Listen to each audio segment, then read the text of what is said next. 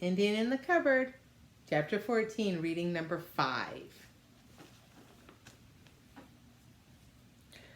Go on, Omri ordered. Pull it out. Little Bear seemed to brace himself. Then he began to tremble. Little Bear not do. Little Bear not doctor. Get doctor back. He no make wound good. We can't, said Omri shortly.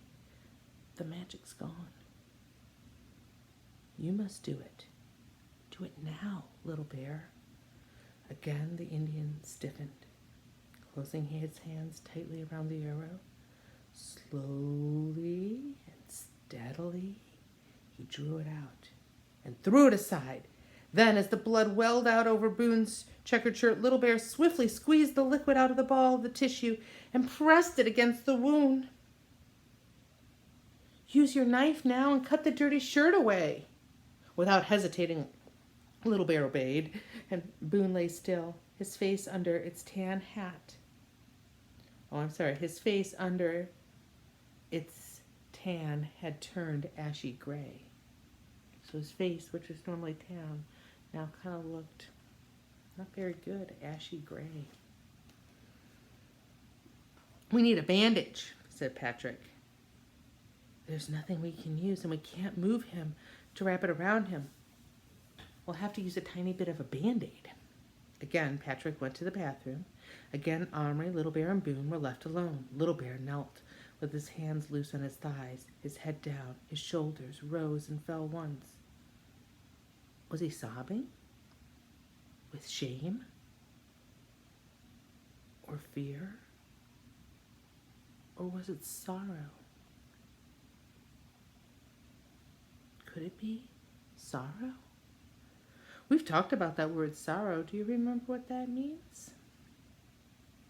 Sorrow is a very deep sadness. Patrick returned with the box of Band-Aids and a pair of nail scissors. He cut out a square big enough to cover the whole of Boone's chest, and Little Bear stuck it on with great care and even, Omri thought, with tenderness. Now, said Omri, take off your chief's cloak and cover him up warmly. This, too, Little Bear did without complaining. Wow, I think it was sorrow. We'll take him upstairs and put him into bed, said Omri. Oh, I wish I had that key so I could get the doctor back.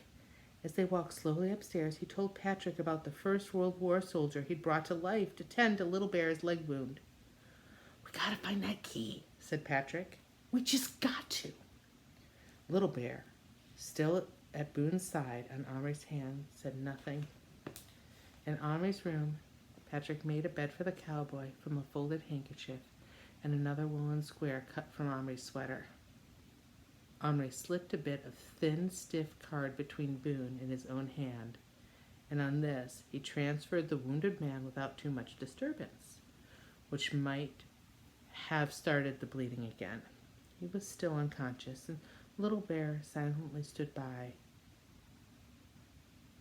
Suddenly, he moved. Reaching up, he snatched off his chief's headdress and threw it violently on the ground before Omri could even stop him, and began jumping on it. And in a second or two, all the beautiful tall turkey feathers were bent and broken. Leaving it lying there, Little Bear took off across the carpet, running as hard as he could over the deep woolen tufts, stumbling sometimes, but running always in the direction of the seed box in his home. Patrick moved, but Omri sat quietly. Leave him alone. Wow. That's the end of chapter 14. Little Bear has deep sorrow. Boone was his friend. Have you ever done something like that? Well, I mean, not that, but have you ever gotten upset about something that you saw and then took it out on a friend or a family member? That's what happened to Little Bear. The TV show felt real to him. He didn't understand the magic.